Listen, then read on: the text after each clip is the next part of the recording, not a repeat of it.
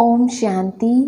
16 अगस्त 2022 के महावाक्य हैं, मीठे बच्चे, तुम्हें पवित्र रहने का व्रत लेना है। बाकी निर्जल रखने, भूख हड़ताल आदि करने की जरूरत नहीं। पवित्र बनो तो विश्व का मालिक बन जाएंगे। प्रश्न, इस समय दुनिया में सबसे अच्छे कौन हैं और कैसे?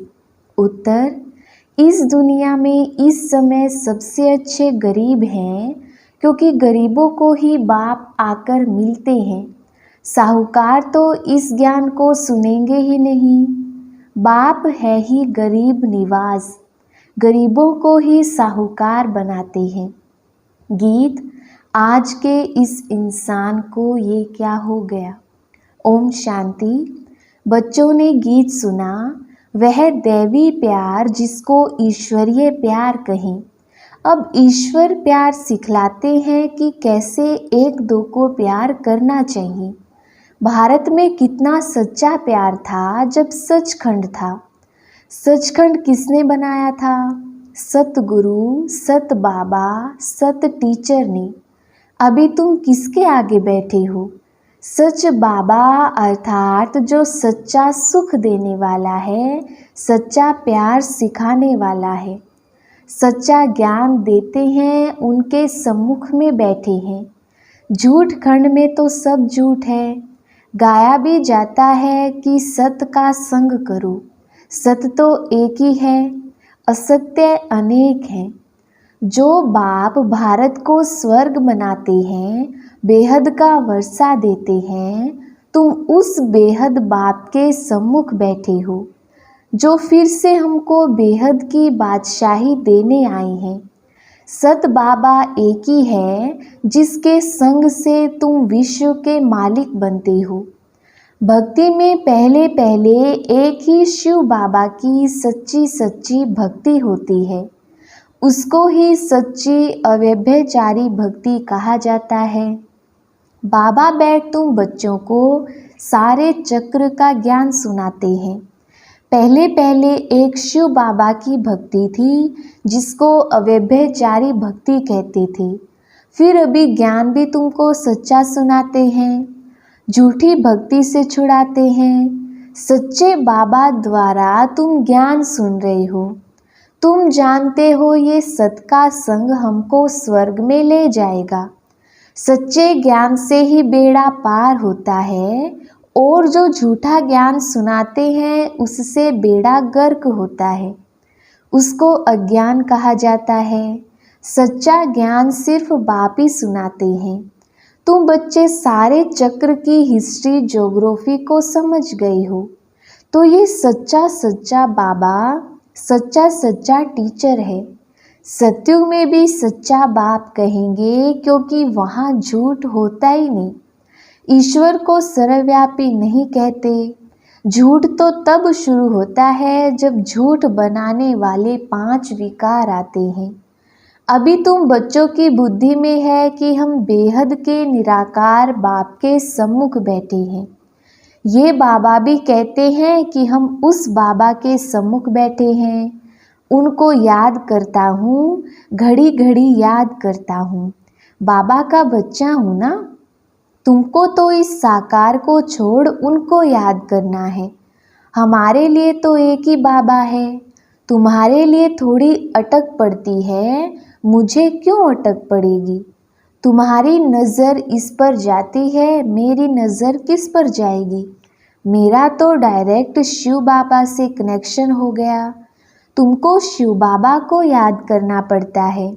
इस साकार को क्रॉस करना पड़ता है कि यह याद ना पड़े। मेरे लिए तो एक शिव बाबा ही है। तुम्हारे सामने तो 2 बैठे हैं, हमारे सामने तो सिर्फ एक ही है। मैं उनका बच्चा हूँ। फिर भी निरंतर याद नहीं कर सकता हूँ, क्योंकि बाबा कहते हैं तुम कर्म योगी हो। तुम्हारी बुद्धि में सारा चक्र फिरता रहता है। सतयुग त्रेता में इतने जन्म पास किए, फिर इतने जन्म लेते लेते 84 जन्मों का चक्र पूरा किया। हिसाब है ना। अब कलयुग का अंत आ गया, फिर आगे नया चक्र फिरेगा। हिस्ट्री ज्योग्राफी फिर से रिपीट होती है। सतयुग में कौन थे, कहाँ पर राज्य करते थे, यह भी तुम जानते हो कि सारी विश्व पर देवताएं ही राज्य करते थे। अभी तो कहेंगे तुम हमारी हद में नहीं आओ, हमारा पानी ना लो। बाबा तो बेहद का मालिक है। बाबा कहते हैं मुझे याद करो, ये बाबा नहीं कहते। इन द्वारा निराकार बाबा तुम आत्माओं को कहते हैं मुझे याद करो तो तुम कभी रोगी व बीमार नहीं होंगे। यहाँ तो बाप बच्चों को पैदा कर बड़ा करते हैं, फिर अचानक अगर वह मर जाते हैं, शरीर छोड़ देते हैं तो सब कितने दुखी हो पड़ते हैं। फिर तो शरीर निर्वाह अर्थ खुद ही सर्विस करनी पड़े। ये तो है ही दुख धाम। बाप तो तुम्हें कोई तकलीफ नहीं देते हैं, सिर्फ कहते हैं मुझे याद करो तो विकर्म विनाश हो जाएंगे। बाप और वर्षे को याद करो। बच्चा जानता है कि बाप से हमको वर्षा मिलना है, तो भी अपना धंधा दौरी जरूर सीखते हैं। वर्षे के लिए बैठ तो नहीं जाएंगे। बाकी सिर्फ जो राजाई में जन्म लेते हैं वह वर्षे के लिए बैठते हैं। बहुत दान पुण्य करने से राजाई घर में जन्म मिलता है। राजाई ही संभालनी पड़े। वह राजाएं तो पतित हैं, अब तुम्हें पावन राजाओं के पास जन्म लेना है। लक्ष्मी नारायण के घर में व सूर्यवंशी की राजाई में जन्म लेना है। वहाँ कोई प्रकार का दुख होता नहीं, सभी दुखों से छूट जाते हो। बाबा आकर धीरज देते हैं। अभी ये अंतिम जन्म है, तुम्हारी तो जन्म जन्मांतर से यह हालत होती आई है। बच्चे गिरते ही आए हैं दुख धाम में, सुख धाम कहाँ से आई। यहाँ तो दुख बहुत है, सुख अल्प काल का है। भल बड़े बड़े आदमी हैं, उन्हों को भी दुख ही दुख है। इस समय जो गरीब हैं वह सबसे अच्छे हैं। बाबा आए ही हैं गरीबों को साहूकार बनाने। दान भी गरीबों को करना होता है, सब साधारण है ना। बाकी जो लखपति हैं, जिनके पास करोड़ों रुपया है, कितना भी उन्हें समझाओ फिर भी अपने धन की कीमती मगरूरी रहती है। बाबा कहते हैं ऐसे को क्या धन देना है, मैं तो हूँ ही गरीब निवाज। ऐसी कन्याएं माताएं ही ज्ञान लेती हैं। कन्या का कितना मान है, सब उसे पूजते हैं, फिर शादी करने से पुजारी बन जाती हैं। हम आधा कल्प पूज्य, फिर आधा कल्प पुजारी बने हैं। कन्या तो इस जन्म में ही पुजारी बन जाती है। कितना पावन है, शादी करने से ही पुजारी पतित बन जाती हैं। पति को परमेश्वर समझ माथा टेकती रहती हैं, उनके आगे दासी बनकर रहती हैं, तो बाबा आकर दासी पने से छुड़ाते हैं। बच्चे वृद्धि को पाते जाते हैं। तुम समझा सकते हो हम प्रजापिता ब्रह्मा के बच्चे शिव बाबा के पोत्रे हैं। उनकी मिल्कियत पर हमारा हक लगता है। उनकी मिल्कियत है बेहद की, विश्व का मालिक बनाते हैं। उनका फरमान है बच्चे मामेकम याद करो तो मैं सत्य कहता हूँ, तुम नारी से लक्ष्मी बन जाएंगी। इसमें कोई व्रत नेम करना, भूखा रहना नहीं है। आगे तुम बहुत व्रत नेम रखते थे, 7 रोज खाना नहीं खाते थे। समझते हैं व्रत नेम रखने से कृष्णपुरी में चले जाएंगे। वास्तव में सच्चा व्रत है पवित्र रहने का। वह तो हठ से भूखे रहते हैं। तुम बच्चों को कुछ भी भूख हड़ताल आदि नहीं करना है। हाँ, तुमको पावन बनने की ही हड़ताल करनी है। हम सबको पावन बनाएंगे। तुम्हारा धंधा ही यह है। बाकी निर्जल रहना, खाना नहीं खाना, इससे कुछ होता नहीं है। तुम सिर्फ पवित्रता की प्रतिज्ञा करो। माताओं को पति के मरने से बहुत दुख होता है। उन्हों को जाकर समझाना चाहिए कि अब पतियों का पति आया हुआ है। वह कहते हैं सिर्फ मुझे याद करो तो स्वर्ग के मालिक बनेंगे। ये तो पतियों का पति बापों का बाप है। पति मर जाए तो स्त्री को ज्ञान समझाए शिव बाबा से सगाई करानी चाहिए। समझाना है कि तुम रोती क्यों हो, सत्युग में कोई रोते नहीं है। यहाँ देखो सब रोते रहते हैं। भारत में सच्चा सच्चा देवताओं का राज्य था। आज तो एक दो को मारते कूटते रहते हैं। आसुरी राज्य है ना। लक्ष्मी नारायण का चित्र बहुत अच्छा है।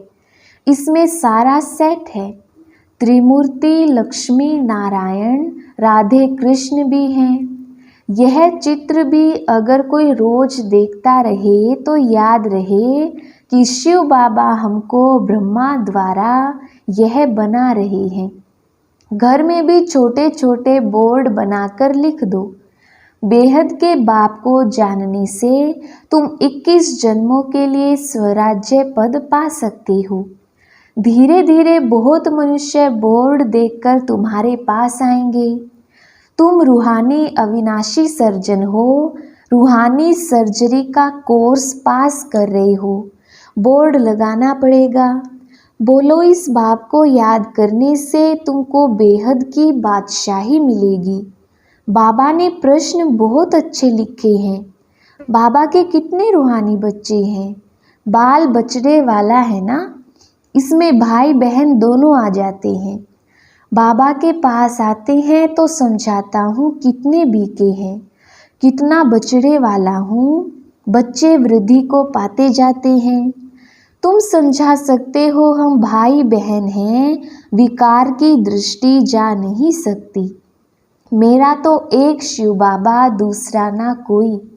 बुढ़िया भी ये 2 अक्षर याद कर ले तो बहुत कल्याण हो सकता है। हमने 84 जन्म लिए हैं। अभी हम ब्राह्मण बने हैं, फिर देवता क्षत्रिय वैश्य शूद्र बनेंगे। ब्राह्मण जरूर बनना है और बनेंगे भी जरूर। कल्प पहले मुआफिक ढेर के ढेर बनेंगे। अभी ब्राह्मण बच्चे जो विलायत आदि तरफ हैं वह भी निकल आएंगे। याद तो करते रहते हैं। बाबा कहते हैं अपने कुटुंब परिवार में रहते अपने को आत्मा समझो। शिव बाबा का पुत्र अपने को समझो। हम ब्राह्मण सो देवता बनेंगे। कलयुग में मनुष्य है, सतयुग में बनेंगे देवताएं। कलयुग में सब आसुरी मनुष्य हैं। अभी तुम दैवी संप्रदाय के बन रहे हो। ये बाप ही बतलाते हैं, दूसरा कोई बतला ना सके। इन वर्णों को कोई जानते ही नहीं है। तुम ब्राह्मण ही नॉलेज समझा सकते हो। जब तक कोई तुम बीके द्वारा ज्ञान ना लेवे तब तक समझ नहीं सकते। तुम ही दे सकते हो। इसमें दिल बड़ी साफ चाहिए। दिल साफ मुराद हासिल। कोई कोई की दिल साफ नहीं होती है। सच्ची दिल से सच्चे बाप की सेवा में लग जाना चाहिए। हो भी होने चाहिए। हमारा काम है समझाना। ये भी जानते हो 108 से माथा मारेंगे तो कहीं एक की बुद्धि में बैठेगा। 1-2 निकल आएंगे जो कल्प पहले निकले होंगे। बीके बना होगा वही आएगा। थकना नहीं है। तुम मेहनत करते रहो। कोई ना कोई निकल ही पड़ेगा। कहाँ भी जाओ, मित्र संबंधी के पास जाओ, शादी मुरादी में जाओ, हर एक के कर्मों अनुसार राय दी जाती है। मुख्य है पवित्र रहने की बात। कहाँ बाहर खाना भी पड़ता है। अच्छा बच्चे शिव बाबा की याद में रहेंगे तो माया का असर नहीं होगा। बाबा सबको छुट्टी नहीं देते हैं। लाचारी हालत में देखा जाता है। नहीं तो नौकरी छूट जाएगी। हर एक को अलग अलग राय दी जाती है। दुनिया बहुत खराब है। कईयों के साथ रहना होता है। एक कहानी भी है। गुरु ने चेले को कहा शेर की गुफा में रहो, वैश्या के पास रहो। परीक्षा लेने भेजा। वास्तव में वह कोई परीक्षा नहीं, ये तुम बच्चों के लिए है। तुमको शेर के पास तो नहीं भेजेंगे। बाप तो समझाते हैं कोई भी हो, उन्हों को बाप का परिचय दो। दिन प्रतिदिन बुद्धि का ताला खुलता जाएगा। झाड़ बढ़ना तो है ना, तब तो विनाश भी शुरू हो। इनसे पहले विनाश तो हो ना सके। यहाँ तो राजधानी स्थापन हो रही है। बाप तो कहते हैं सिर्फ मुझे याद करो। अच्छा, मीठे मीठे सिकिलधे बच्चों प्रति माता पिता बाप दादा का याद प्यार और गुड मॉर्निंग। रूहानी बाप की रूहानी बच्चों को नमस्ते। हम रूहानी बच्चों की रूहानी बाप दादा को याद प्यार, गुड मॉर्निंग और नमस्ते जी। धारणा के लिए मुख्य सार। पहला पॉइंट, नॉलेज को धारण करने के लिए दिल बड़ी साफ रखनी है। सच्ची दिल से बाप की सेवा में लगना है। सेवा में कभी भी थकना नहीं है।